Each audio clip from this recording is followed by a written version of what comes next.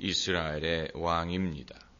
나라는 이미 북왕국과 남왕국으로 분열이 됐습니다. 남왕국은 유다라고 부르는데 다윗의 왕조가 여전히 다스리지만 북왕국은 이스라엘이라고 부르는데 다윗의 가문이 아닌 신흥 왕조 여로보암의 가문이 이제 다스리게 됩니다. 그런데 예루살렘이 남왕국에 있다 보니까 북왕국 사람들이 하나님을 예배하러 예루살렘으로 오다 보면 그들의 마음이 북왕국을 떠나서 남왕국으로 올까를 여로보암이 우려했습니다.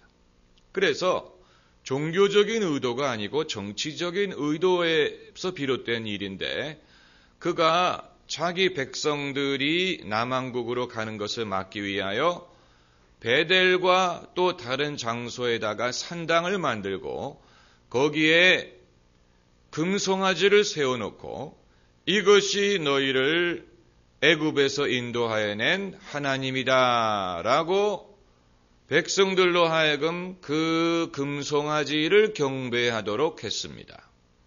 그래서 사실은 정치적인 의도에서 비롯된 것이지만 결국은 여로보암 자신도 죄를 짓고 온 백성으로 하여금 죄를 짓도록 만든 결과가 된 것입니다. 오늘 본문 16절에 이는 저도 범죄하고 이스라엘로 범죄케 하였음이니라. 자기가 범죄하는 것도 대단한 일인데 그것으로 인해서 남들도 범죄하게 한다면 이것은 정말로 악한 일입니다. 이것이 소위 남들을 실족하게 한다는 것입니다.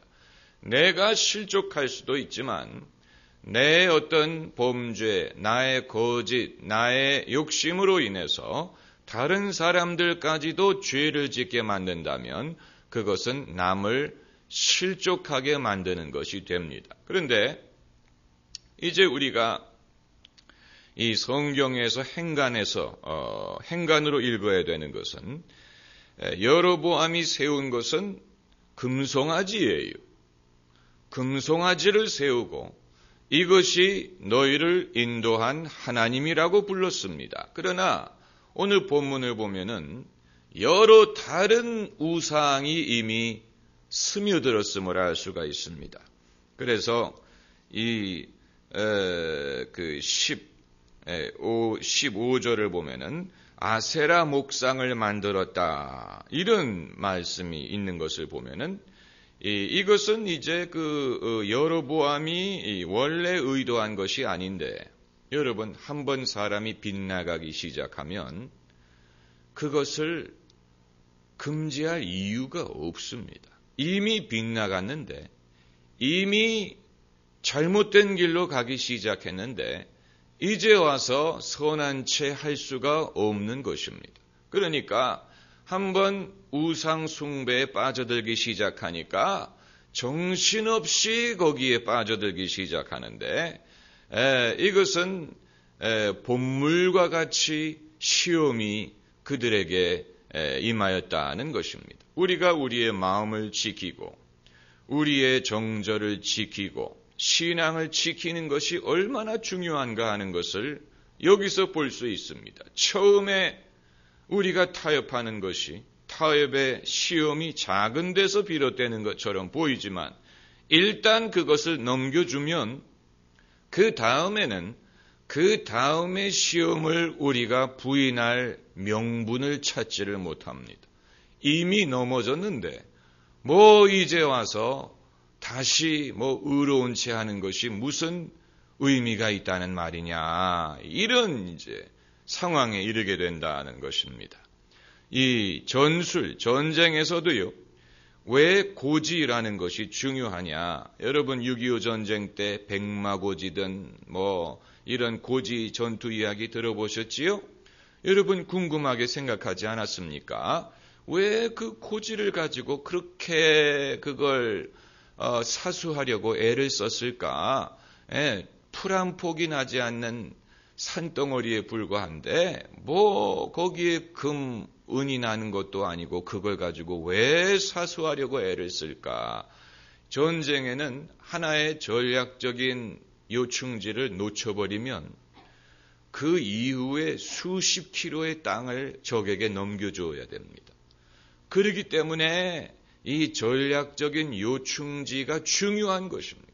그것을 지켜야 그 외의 영토를 지킬 수가 있지. 그걸 잃어버리면 여러분 옛날에 전투, 지금도 마찬가지입니다만은 전쟁이라는 것은 몇 개의 중요한 전투가 좌우하지 않습니까?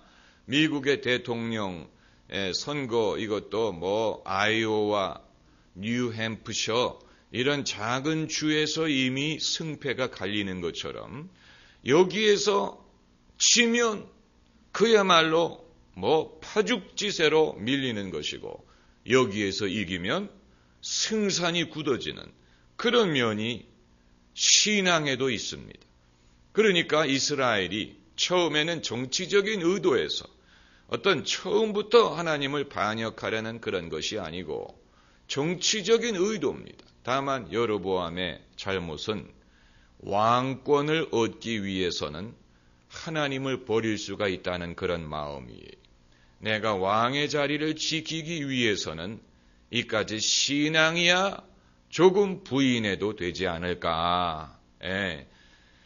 자기의 어떤 지위, 명예, 세상의 영광을 신앙보다도 중요하게 생각하고 그것을 타협했어.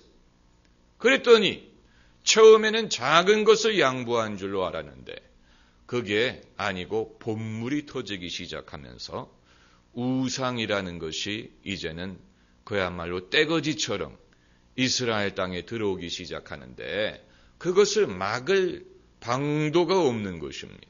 막을 명분이 없는 것입니다. 왜냐하면 백성들의 마음은 임금이 자기의 왕권을 지키기 위해서 이렇게 했는데 우리라고 여기에서 멈출 이유가 어디 있느냐 이렇게 되는 것입니다. 그래서 이제 하나님이 여로보암을 심판하려고 하십니다. 마침 여로보암의 아들이 병이 들었습니다.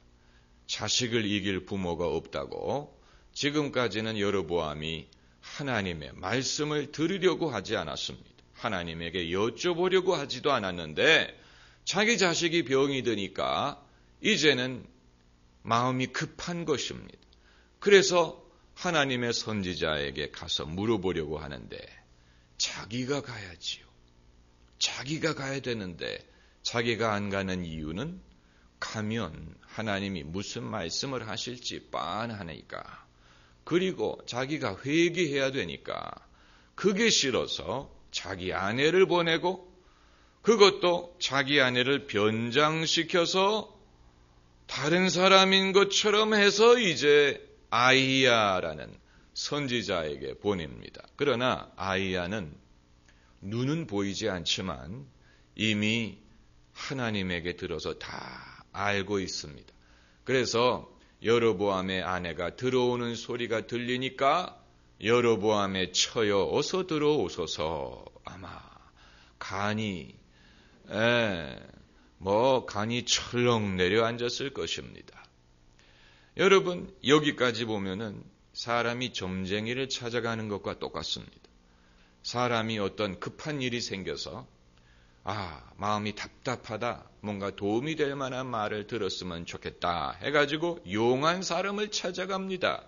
그것도 빈손으로 가지 않고 오늘 본문을 보면은 떡 10과 과자와 꿀 1병을 가지고 갔다. 이건 농담이지만 가져간 게 너무 적어서 아이야가 좋은 말을 할 리가 없지요. 아무튼 너무 많이 가져가면 수상하게 생각할 것 같으니까 적당하게 가져갔습니다.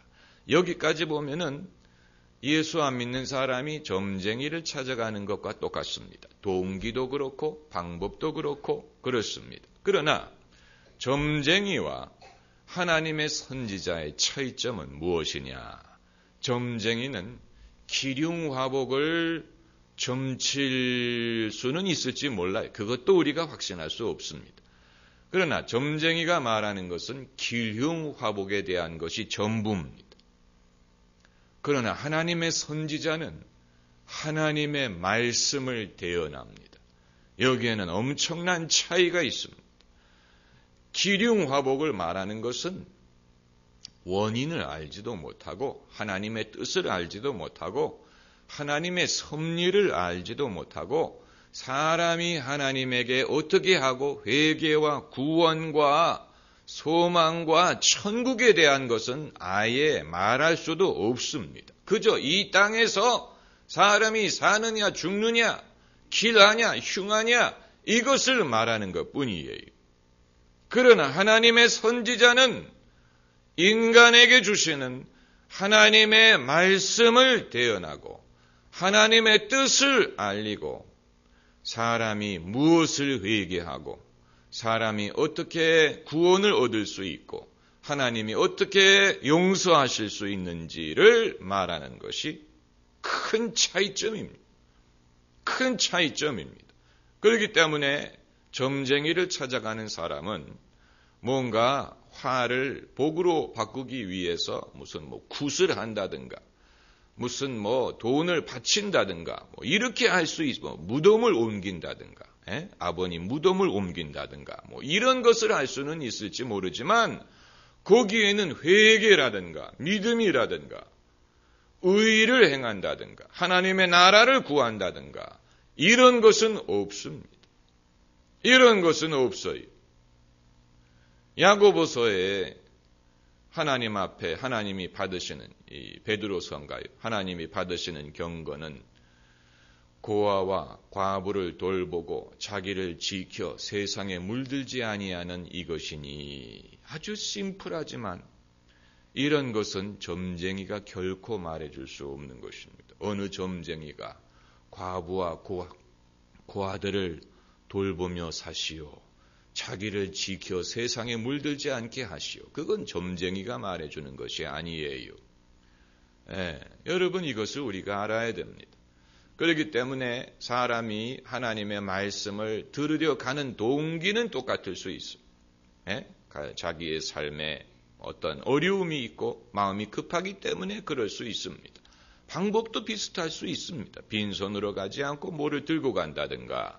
그러나 하나님의 말씀이 우리에게 주시는 메시지와 그리고 그 이외에 사교라든가 점쟁이라든가 무속인이라든가 역순이 말하는 것은 엄청난 차이가 있습니다.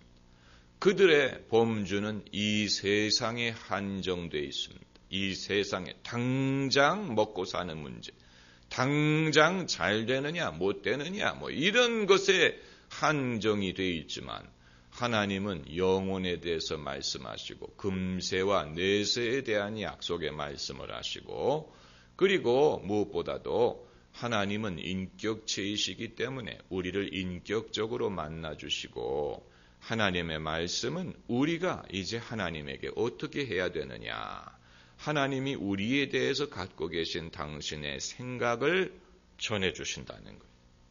여기에는 큰 차이가 있습니다. 그러다 보니까 여로보암의 아내는 참 불쌍하지요. 사실은 자기 남편이 가야 되는데 남편이 가려고 하지 않고 대신 보냈기 때문에 아무런 죄 없는 여로보암의 아내가 자기 아들이 지금 병들어서 그러지 않아도 마음이 참 조급한데 선지자를 찾아갔다가 여로보암에게 주시는 하나님의 엄중한 말씀을 들어야 했습니다. 사실은 여로보암이 들어야 될 말씀입니다마는 여로보암이 들으려고 하지 않기 때문에 하나님은 여로보암의 아내에게 말씀하시는 것입니다. 그렇기 때문에 어떻게 보면 남편이 아직 교회를 안 나오시는 분들, 여러분이 들으셔야 되는 말씀 중에는 여러분 자신에게 주시는 말씀도 있고 남편에게 주시는 말씀이 있을 수도 있어요. 남편이 들어야 되는 말씀인데 들으려고 하지 않기 때문에 아내가 대신 들어야 되는 그런 면이 있을 수도 있습니다. 남편이 감당하려고 하지 않기 때문에 아내가 대신 감당해야 되는 부분이 있지만 사실 이것은 아내가 대신 회개할 수는 없는 문제입니다. 아내가 남편 대신에 회개할 수 있는 문제가 아니고 사실은 남편의 죄입니다. 아버지의 죄입니다. 아버지가 회개하고 남편이 회개해야 되는데 그러지 않은 상황에서는 아내가 대신 하나님 말씀을 들을 수는 있지만 아내가 할 수 있는 것은 별로 없어요. 별로 없습니다. 그래서 이제 여로보암이 왜 이렇게 됐느냐.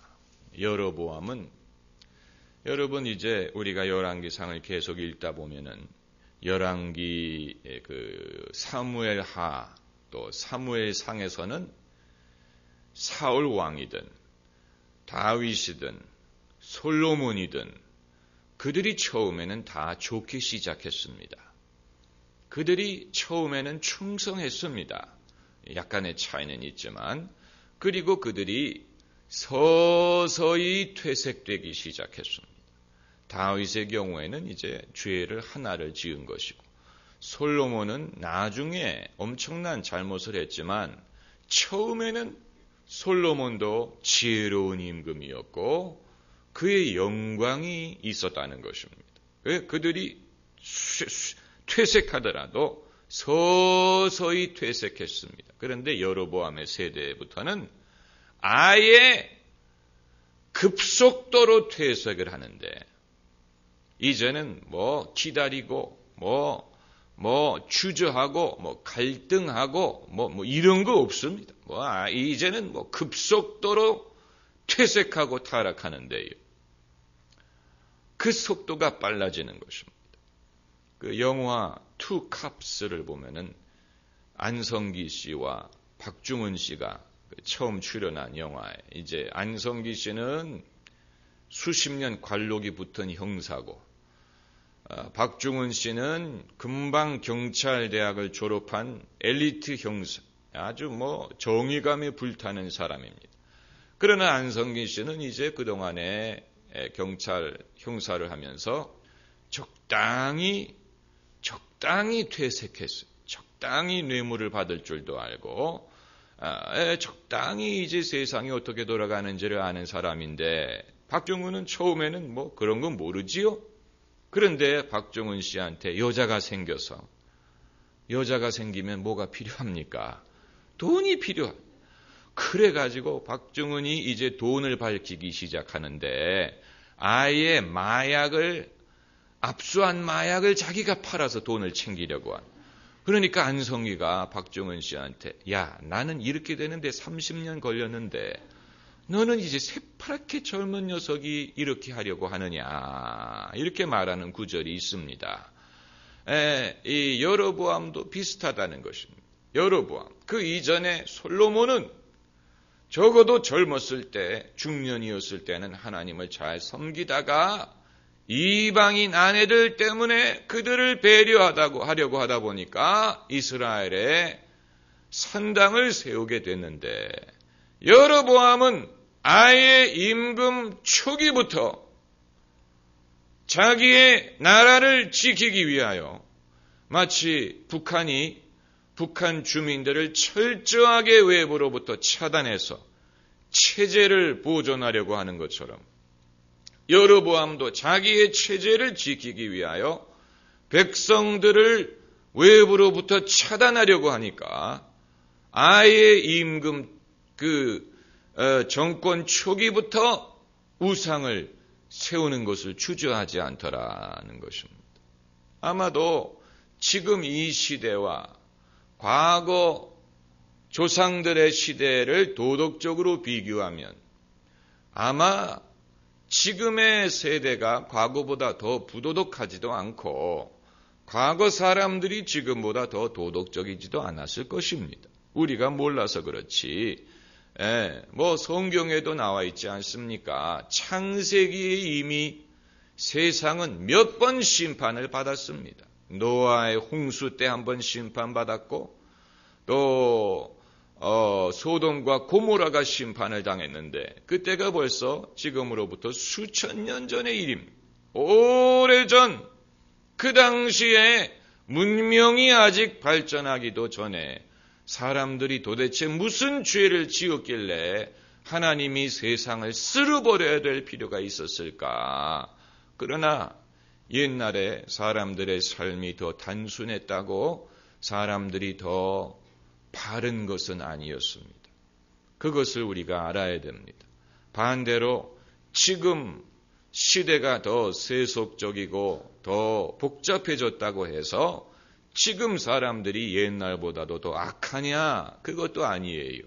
다만 차이가 있다면 옛날 사람들은 갈등이라도 가졌지요. 요즘 세대는 그런 것 없이 고속도로로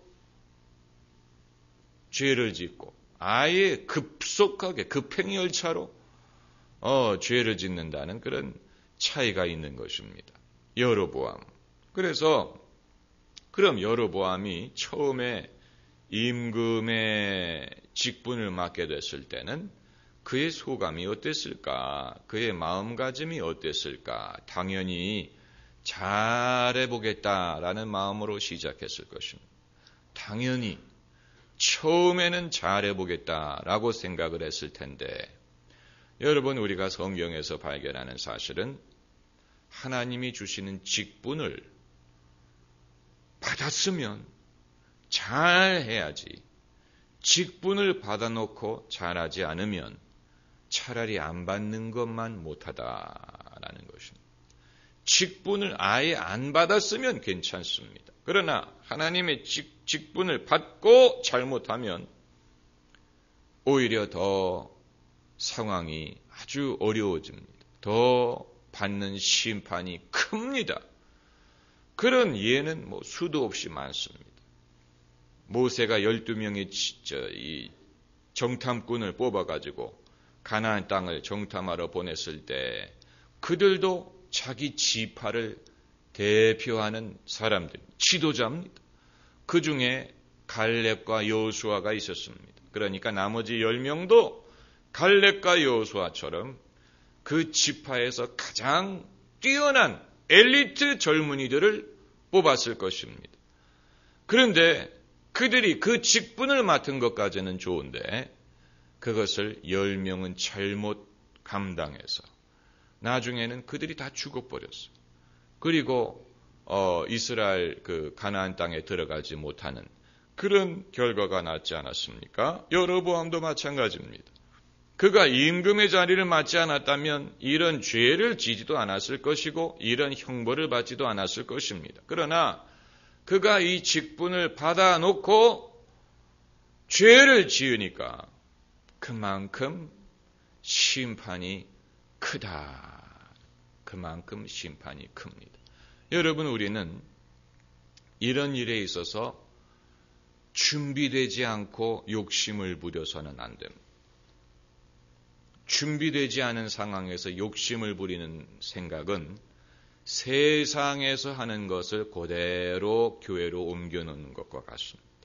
세상에서도 사람들이 그저 지위, 자리 이런 거 좋아하지 않습니까?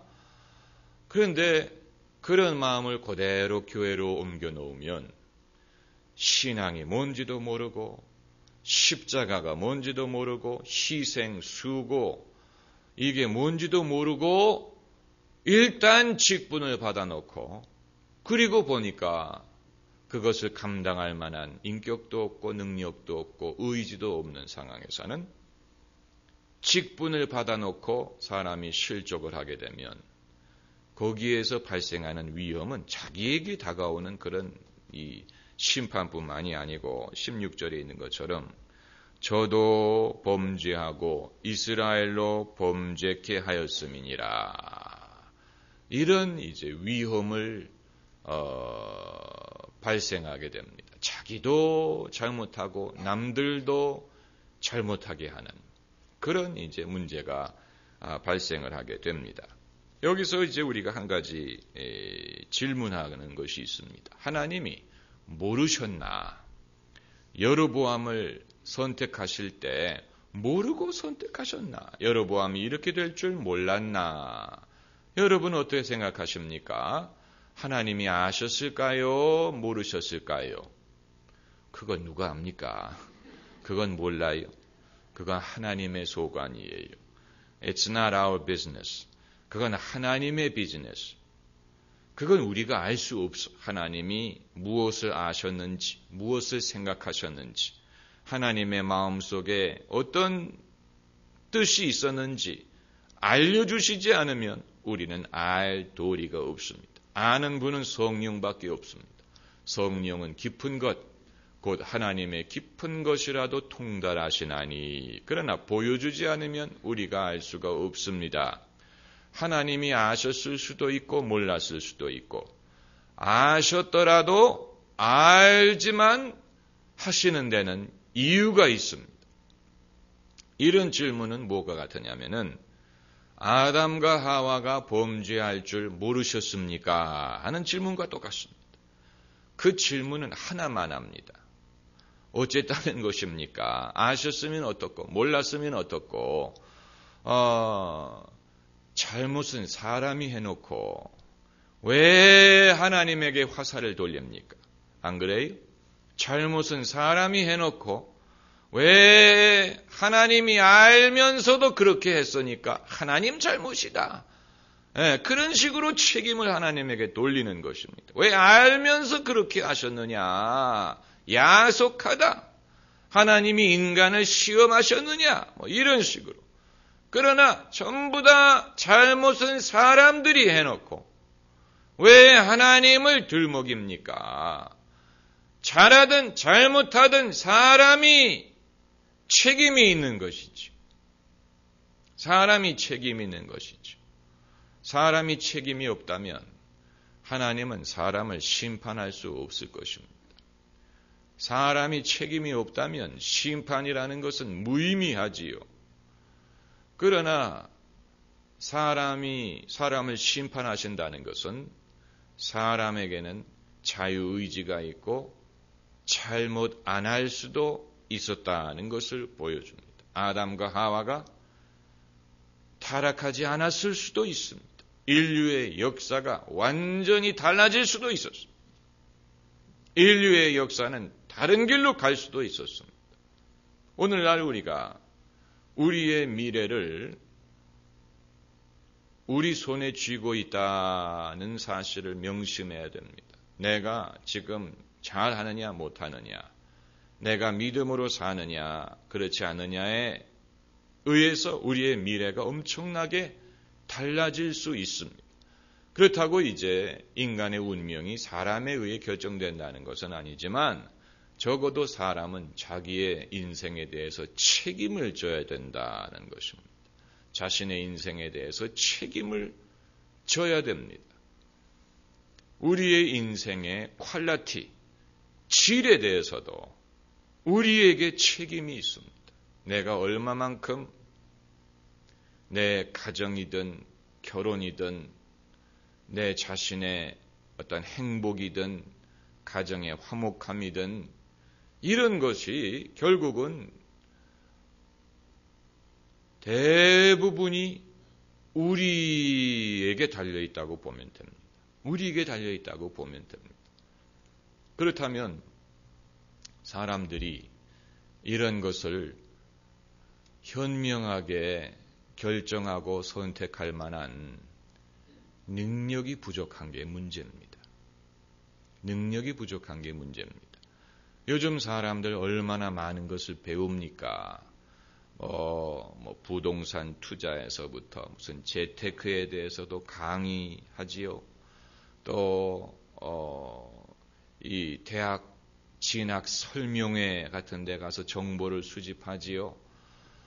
그것뿐만이 아니고 유치원에서부터 대학원까지 얼마나 많은 세월을 공부하고 배우는데 투자합니까? 그러나 정작 인생의 질을 결정할 만한 것에 대해서는 우리가 별로 배울 장소도 없고 배우려고 하지도 않고 또 배우기도 어렵습니다. 어느 누가 요즘 시대에 부부의 삶에 대해서 공부를 하려고 합니까? 옛날에는 가정학이라는 게 있어서 적어도 여학생들은 대학에서 가정학을 공부를 해서 거기에서 무슨 요리니 이런 걸 공부했는지는 모르겠습니다만은 거기서도 아마 제대로 공부 안 했을 것 같아요. 그러나 요즘은요, 남녀 차별이다. 그래가지고 그런 거 공부 안 하려고 합니다.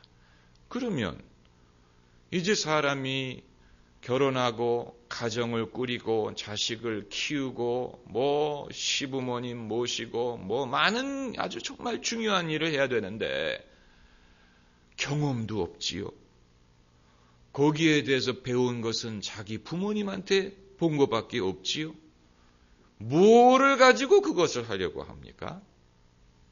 어디서 거기에 대한 지혜를 배웁니까? 평소 실력대로 하겠다는 얘기입니다. 평소 실력대로. 그러다 보니까 금융이든 무슨 예술이든 음악이든 이런 부분에 있어서는 세계 최고의 능력을 가진 사람도 정작 자신의 어떤 개인의 행복을 결정해 줄 만한 일에 있어서는 수준이 초등학교 수준과 똑같아요. 거기에 대해서 배운 것도 없고 어떻게 해야 되는지도 모르고 속수무책인 경우가 많습니다. 사실 이것은 옛날부터 큰 문제입니다. 그렇다고 교회에서 이것을 다 가르칠 수 있는 것도 아닙니다. 결국은 이 모든 원리가 성경에 있다고 보면 되고 모든 데에 적용되는 성경적인 신앙적인 원리가 가정생활, 또 결혼생활, 자녀 양육, 돈, 이 대인관계 모든 데에 적용된다고 보면 되는데 아주 기본적인 원리죠. 남에게 대접받기를 원하는 대로 남을 대접하라. 내 이웃을 내 몸과 같이 사랑하라. 또 그 이외에도 서로 복종하고 화를 품어도 해가 지기까지 화를 품지 말고 화를 품어도 죄를 짓지 말라. 또 내 자녀를 노엽게 하지 말라. 이런 아주 기본적인 것입니다. 그리고 이 예수님 하신 말씀, 누가 오리를 가져하면 십리를 가지고 겉옷을 달라면 속옷을 두고 달라는 자에게 거부하지 말고, 이게 여러분 우리는 마치 무슨 어디 그 가난한 사람이 뭘 달라고 했을 때만 적용하는 것으로 생각을 하는데 모든 게 마찬가지입니다. 그러니까 아내가 남편에게 쓰레기를 좀 내가 주시오 그랬을 때 쓰레기뿐만이 아니고 분리수거까지 내가지고 간다든가 이런 것이죠. 이런 이제 배려가 필요하다는 것입니다. 이런 배려가 이건 모두가 마찬가지입니다. 아주 기본적인 것입니다. 아주 기본적인 인생의 원리인데 이것을 잘하면 열매가 좋고 이걸 소홀히 하면 열매가 없습니다. 추수 때가 됐는데 들이 거둘 게 없다. 그건 뿌리지 않아서 그렇습니다. 봄에 뿌리지 않아서 그렇습니다. 그러니까 여러분 우리 인생에는 씨를 뿌려야 되는 봄날이 있습니다. 우리는 봄날 하면은 어디 놀러 가고 이런 거 생각하지만 봄날은요 뿌리는 시절입니다. 열심히 뿌려야 됩니다. 열심히 땀을 흘리면서 일해야 됩니다. 그래서 이제 하나님도 이 초이스가 한정이 되어 있다고 봅니다. 사람이 그림을 그릴 때 재료의 한계에 좌우가 되지. 물감이든 붓이든 도화지든 캔버스든 자기에게 있는 그 재료의 범위 안에서만 작품을 만들 수가 있습니다. 마찬가지로 하나님이 여로보암이 죄를 지을 줄 알면서도 그를 임금으로 만드셨느냐라는 질문에 대해서 그 당시에 그래도 여로보암만한 인물이 없기 때문에 하나님이 그를 택하셨는지도 모르는 것입니다. 그나마 여로보암이 제일 낫습니다. 그나마 이 세상에 있는 사람들 중에 그나마 여로보암에게 뭔가 약속이 있는 것처럼 보였어요. 가능성이 보였어요. 그렇기 때문에 하나님이 그를 택한 것입니다. 예수님이 가룟 유다가 배반할 줄 모르고 그를 제자로 삼으셨느냐? 그건 아무도 알 수 없지만 그나마 가룟 유다에게 뭔가 가능성이 엿보였기 때문에 그를 선택한 것입니다. 이처럼 하나님이 선택할 수 있는 사람에게도 한계가 있습니다. 왜냐하면 그나마 하나님을 경외하고 믿음의 흔적이라도 있고 또 사람이 기본적인 상식이라도 있고 이런 것이라도 갖춘 사람을 찾으려고 하니까 많지가 않은 것입니다. 많지가 않아요. 예수님도 말씀하셨어요. 추수할 곡식이 적은 게 아니고 추수할 곡식은 많은데 일꾼이 없다. 적다라고 하셨어요. 일꾼이 적다. 그렇기 때문에 하나님 나라에서 우리가 겸손하고 또 믿음으로 살고 하나님 앞에 신실하기만 하면 하나님이 우리를 쓰시는 날이 올 수밖에 없습니다. 할렐루야. 왜냐하면 하나님 나라에서는 미달 사태가 발생합니다. 미달이 이 지원자가 정원보다도 적을 때 미달 사태가 발생하는 것입니다. 하나님 나라에도 미달이 있어요. 하나님이 찾는 사람은 많은데 지원하는 사람이 적어요. 이건 신학교 지원을 얘기하는 게 아니고 정말로 그 하나님이 보시기에 쓰실 만한 그런 믿음, 인격, 겸손함, 온유함을 갖춘 사람이 적다라는 것입니다. 그렇기 때문에 우리의 어떤 그 욕심에 의해서는 되지 않지만 하나님의 때에 의한 것이지만 하나님 나라에서는요, 여러분이 기본적인 것을 갖추시고 하나님을 기다리기만 하면 하나님은 반드시 여러분에게 하나님 나라의 귀한 일을 감당할 수 있는 기회를 주실 것입니다. 주실 것입니다. 다만 기다려야 됩니다. 여기에 대해서 성급하면 그 사람은 낙오됩니다.